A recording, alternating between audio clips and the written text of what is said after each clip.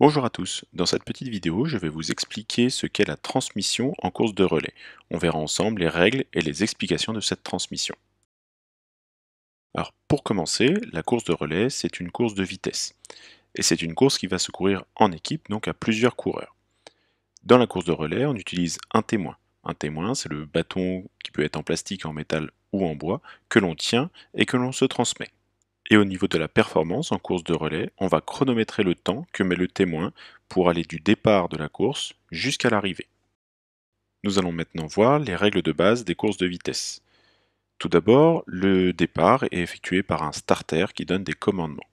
Les commandements sont les suivants: à vos marques, prêt et hop, ou alors un coup de revolver dans les compétitions officielles. Donc lorsque le starter c'est donc la personne, le juge qui s'occupe du départ, lorsque le starter va dire à vos marques, le coureur doit se rapprocher de la ligne de départ, et s'il y a des starting blocks, il doit se mettre en place dans les starting blocks. Quand tout le monde a pris ses marques, le starter dit prêt. Quand le starter dit prêt, les coureurs doivent être concentrés, ils doivent mettre en tension leurs muscles, et ils se penchent vers l'avant. S'ils sont dans des starting blocks, les coureurs vont lever les fesses aussi à ce moment-là. Et enfin, quand tout le monde est prêt, quand tout le monde est immobile et que personne ne bouge, le starter peut donner son dernier commandement qui est le signal de départ. Le plus souvent en EPS, ce sera un hop. Et à ce signal de départ, les coureurs vont accélérer le plus rapidement possible. Et au niveau de la performance, le chronomètre débute au hop et se termine quand on franchit la ligne. Il n'y a pas qu'au départ qu'il y a des règles spécifiques en course de vitesse. Il faut aussi savoir que les coureurs sont chacun dans un couloir et qu'ils doivent rester dans leur couloir, ici signalé en vert. Lors de la course, ils n'ont donc pas le droit de franchir les lignes et de se retrouver dans les couloirs d'à côté qui sont ici surlignés en rouge. Si c'est le cas, s'ils se retrouvent dans un autre couloir, ils sont donc disqualifiés car cela est dangereux car ils peuvent percuter un autre coureur. Au niveau du chronométrage, maintenant, il y a une petite subtilité. On arrête le temps d'une personne quand c'est son buste qui franchit la ligne, comme c'est le cas ici avec la ligne verte. C'est pour cela qu'en compétition, on peut observer des coureurs qui vont casser le buste, qui vont se pencher vers l'avant pour pouvoir gagner quelques centièmes de seconde. Enfin, il existe deux autres règles pour la course de relais. Si le témoin tombe par terre, donc le témoin c'est l'objet qu'on se transmet pendant la course, ou si la transmission de ce témoin se fait en dehors de la zone de transmission, l'équipe est éliminée et son temps n'est pas chronométré. On va maintenant détailler ensemble la transmission. Pour faire une transmission, il y a deux rôles, deux personnes. Il va y avoir le donneur, qu'on peut aussi appeler le relayé, c'est celui qui va donner le témoin. Et on aura le receveur, qu'on va pouvoir appeler aussi le relayeur, qui lui va recevoir le témoin. Donc pour réaliser une transmission, le donneur va rattraper son coéquipier de devant. En courant, il va le rattraper. Il va devoir lui donner un signal sonore, souvent un hop, pour que le receveur tende le bras derrière, et le donneur pourra lui transmettre le témoin. Le receveur, quant à lui, va devoir partir un peu avant que le donneur arrive. Quand il sera en train de courir, il va devoir tendre le bras lorsqu'il va entendre le hop, et ensuite saisir le témoin. Au niveau de la gestuelle de transmission, il existe deux techniques que l'on peut utiliser.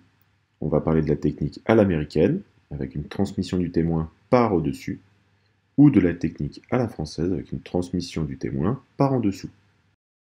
Nous allons maintenant détailler en vidéo ces deux techniques.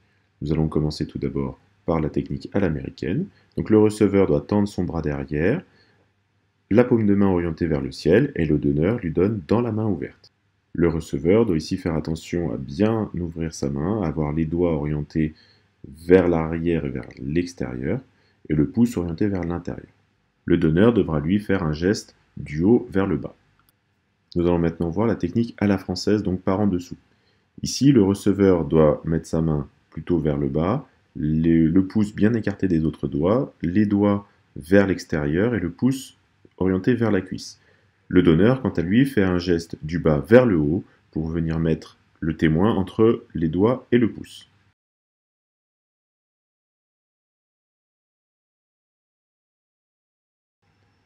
La transmission doit se faire dans une zone imposée, comme on l'a déjà dit un peu plus tôt.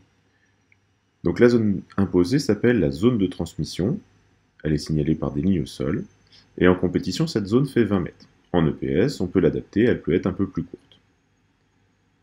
L'idée, comme on l'a dit lorsqu'on a vu le règlement, c'est que si la transmission se fait avant cette zone ou après cette zone, l'équipe est éliminée.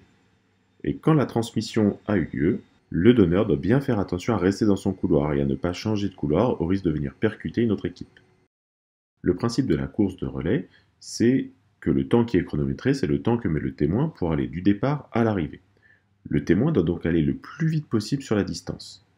Ainsi, si le receveur attend que le donneur lui donne le témoin pour partir, le témoin va perdre de la vitesse puisqu'il va presque s'arrêter et le temps ne sera pas bon. Le receveur doit donc être en mouvement quand le donneur lui donne le témoin. C'est ce que l'on voit sur la petite animation qui va suivre. Ici, le receveur part un petit peu avant et le témoin ne s'arrête pas.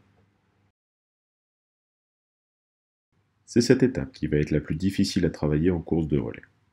Le receveur doit donc trouver où, donc à quelle position et à quel moment il doit partir pour avoir la plus grande vitesse possible quand il va recevoir le témoin. L'équipe va donc devoir utiliser des marques, des repères visuels. Le receveur va donc devoir placer la marque où il va se placer, donc qui est en bleu sur l'animation, mais il va aussi devoir placer la marque en vert qu'il va regarder, et ce plot vert, ici, va lui servir de repère. Quand le donneur va passer devant ce repère, ce sera son signal pour qu'il puisse partir.